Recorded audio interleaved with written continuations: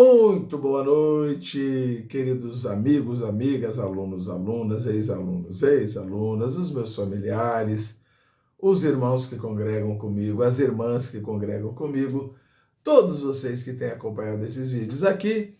Como nós combinamos, 3 vezes por semana nós falaremos aqui da imersão na palavra profética de Deus. Lembrando que essa palavra é revelada, ela é acessada, a Bíblia é a mesma, todos nós lemos a Bíblia.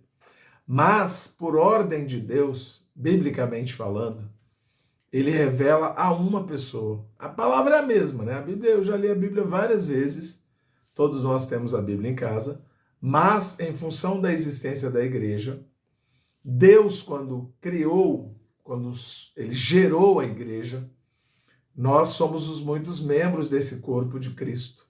E ele revela, porque senão a igreja seria uma confusão, para uma pessoa essa palavra que vai direcionar a igreja, que vai fazer a igreja realizar a vontade de Deus. E no caso nosso aqui, é o nosso amado irmão Pedro Dong, que é o apóstolo da igreja que eu congrego. E eu creio de verdade que é o apóstolo que Deus deu para o nosso tempo. Não é a Bíblia mesma em todo lugar do mundo, mas eu creio que Deus revela a uma pessoa. E aí, dessa palavra surge a imersão na própria palavra que já foi liberada pelo apóstolo. Então a igreja tem comunhão nessa palavra e nós estamos aqui falando dessa palavra. Como eu disse, a gente deseja que o máximo de pessoas possa ter acesso a essa palavra, porque a palavra de Deus é para a salvação de todo homem. Deus deseja que todo homem seja salvo e chegue ao pleno conhecimento da verdade. E aqui a gente vai falar 4 pontos ligados à palavra da verdade, a palavra de Deus. E sem mais delongas, vamos aí. Ponto 1 de terça-feira da mensagem que foi dada no domingo. Quando o homem desobedeceu a palavra, abriu-se no mundo restaurado e repaginado por Deus uma porta para Satanás, que entrou e estabeleceu o seu governo do pecado e da morte. A partir daí, em vez de Deus governar em vida, através do homem, quem reinou sobre o homem foi a morte, cujo poder está no pecado. Onde é que está falando disso? Gênesis 3, versículos 6 e 7, e Romanos 5, de 12 a 14. Ponto 2. Um governo sem vida gera apenas a morte. Mas Deus não desiste do seu propósito e quer estabelecer um governo de vida através da igreja. Porém, nossa luta não é contra carne e sangue, mas é contra os principados e potestades de Satanás, que dominam o mundo das trevas. Ponto 3. O Senhor nos libertou do império das trevas e nos transportou para o seu governo em vida. O Senhor Jesus é a própria vida eterna. A vida é abstrata, mas nós a recebemos pela palavra, que comunica e transmite a vida ao homem. A palavra de Deus é vida. Onde está isso? Romanos 5, versículo 17, Colossenses 1, versículo 13 e João 6,63. Por último, ponto 4, a terra simboliza o coração do homem e Deus está interessado nele.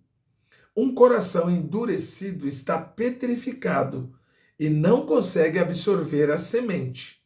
Deus se importa com a condição do coração, porque este é o solo que vai receber a palavra como semente. Mateus 13, de 16 a 18. E para a gente fechar aqui, eu vou ler Romanos 5, o versículo 17.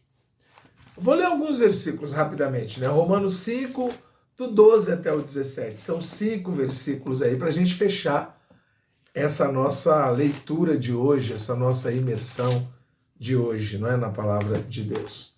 Romanos 5, versículos 12 a 17. Olha o que diz aqui na palavra de Deus. 5, do 12 ao 17. Portanto, assim como por um só homem entrou o pecado no mundo, e pelo pecado a morte, assim também a morte passou a todos os homens, porque todos pecaram. Porque até o regime da lei havia pecado no mundo. Até o regime da lei havia pecado no mundo, mas o pecado não é levado em conta quando não há lei.